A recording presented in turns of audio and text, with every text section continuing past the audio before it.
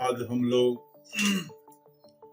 बहुत सारे विषयों पर नहीं चर्चा करके अपनी जो हमारी ये भारत भूमि है इसकी क्या विशेषता है, हमारी क्या संस्कृति रही है। संस्कृत भाषा जो विश्व की सभी भाषाओं में से प्राचीनतम है, सभी भाषाओं से ओल्डेस्ट है और जिसके बाद ही कोई भाषा बना, सभी भाषाओं की जननी है। हमारा जो रीति रिवाज है, तौर तरीके हैं, आचार विचार है, धर्म कर्म है, रहन सहन है, ये सब सारे अनुभव पर आधारित है। हमारे धर्म भी, हिंदू धर्म भी,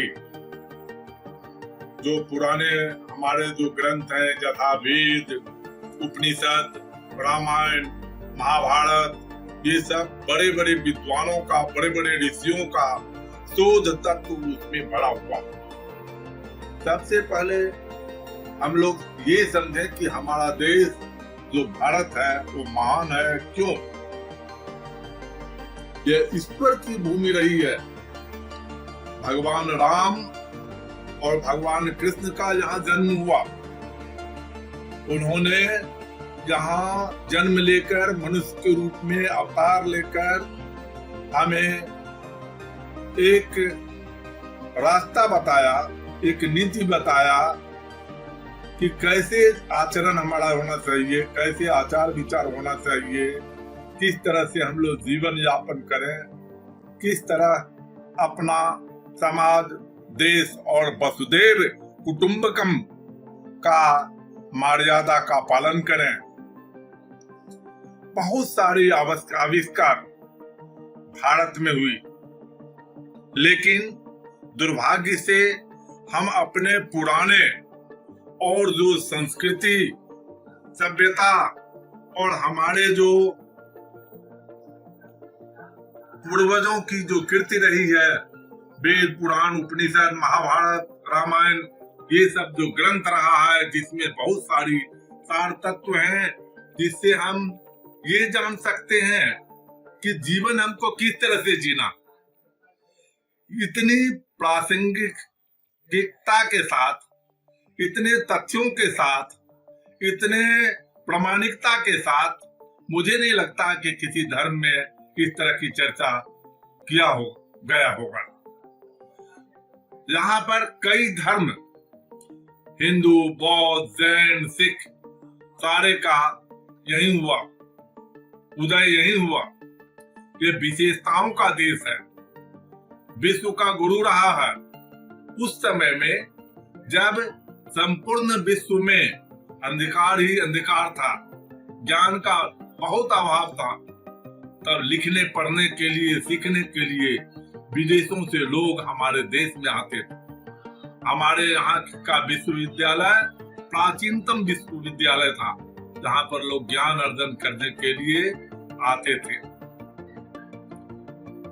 अब सबसे पहले हम अपने देश के विषय में, वैसे तो कई आधार है, कई बातें हैं कि हमारा देश का नाम भारत कैसे पड़ा, परंतु सबसे बड़ी प्रामाणिकता इस बात का है कि महर्षि विश्वामित्र और अप्सरा मेनका की बेटी शकुंतला और पुरुवंश राजा दुष्यंत के बीच गंधर्व विवाह हुआ और उससे जो बालक उत्पन्न हुआ उसका नाम भरत हुआ और जो बहुत बड़ा प्रतापी राजा बना, उन्हीं के नाम पर हमारे देश का नाम भारत पड़ा।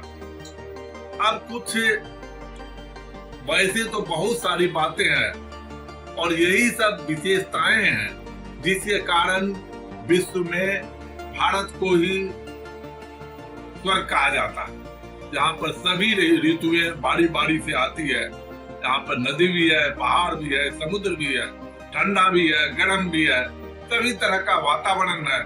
सभी धर्मों के लोग यहाँ रहते हैं। विविधता में, अनेकता में एकता है और बहुत सारे धर्म के अनुयायियों को की शरण स्थली हमारा देश रहा।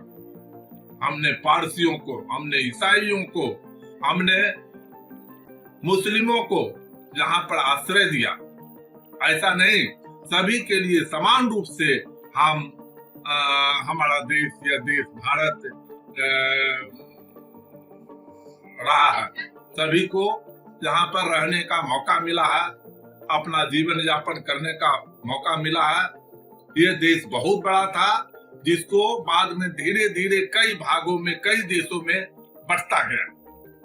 और आज सारे कई धर्म वाले ऐसे हैं जो बेवजह का विवाद बनाते हैं।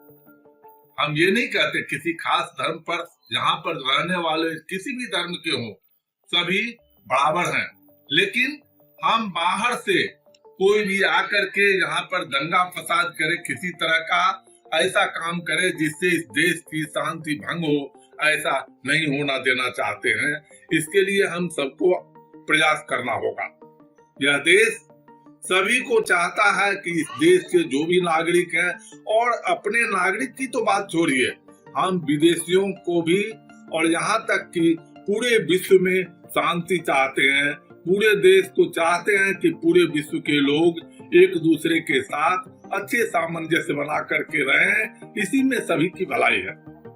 अब लीजिए, हमारे वेदों में, हमारे पुराने ग्रंथों में बहुत सारी वैज्ञानिक खोज हुआ, लेकिन क्योंकि यहाँ पर उसको प्रोत्साहन नहीं दिया गया, इसीलिए वही तकनीक, वही ज्ञान लेकर पश्चिम के देशों ने बहुत सारा आविष्कार किया और उसका श्रेय वो ले गए। उदाहरण के लिए जैसे हवाई जहाज को लीजिए। हवाई जहाज का आविष्कार शिवशंकर तालपड़े ने किया था, राइट बंधु ने नहीं किया था, वो तो बाद में किया। उन्हीं तकनीक को अपनाकर राइट बंधु ने एरोप्लेन का आविष्कार किया। बहुत सारी ऐसी खोजें हैं जो भारत में पश्चिम के देश या एडवांस देश जो अपने आप को कहते हैं, उनसे पहले हमारे ये देश में इस तरह की तकनीक विकसित थी। हमारा देश काफी विकसित था। लेकिन सबसे बड़ा दुर्भाग्य इसका ये रहा है कि आदिकाल से, बहुत पुराने समय से, क्योंकि ये विश्व के जहाँ से भी लोग आते थे, उनकी इच्छा होती थी कि यहाँ से कुछ लें। लेकिन ज्ञान के साथ साथ कई आतताइयों कहिए या उनको कहिए, आक्रमणकारी कहिए, जहाँ से बहुत सारे धन संपत्ति को, यहाँ तक कि कुछ लुटेरों ने हमारे बहुत महत्वपूर्ण विश्वविद्यालयों को जला दिया। हमारे बहुत सारे सोना चांदी हीरे जवाहरात को लूट करके ले गए। इसके बावजूद भी हमारे देश में किसी चीज की कमी नहीं है, सब कुछ है। लेकिन कुछ ऐसा ये है कि हमारी व्यवस्था में कई खामियां हैं, जिसके चलते आम जनता को इसका पूरा हक नहीं मिल पाता है। हम लोगों में से कई लोग ऐसे हैं जो बेवजह अपनी महत्ता को खुद ही कमतर आंकते हैं। अभी हाल का उदाहरण ले लीजिए।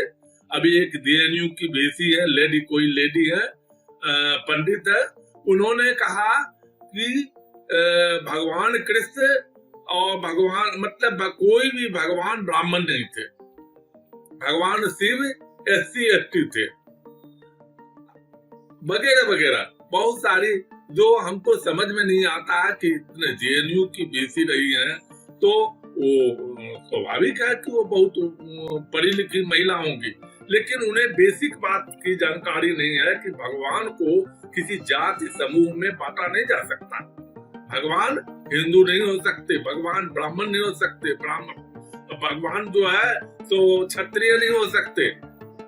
और इस तरह से लोग अपने नासमझी के चलते हमारी जो संस्कृति रही है, हमारा जो सबसे पुराना भाषा संस्कृत रहा है, जो सभी भाषाओं की जननी है, इसको कमतर करते गए।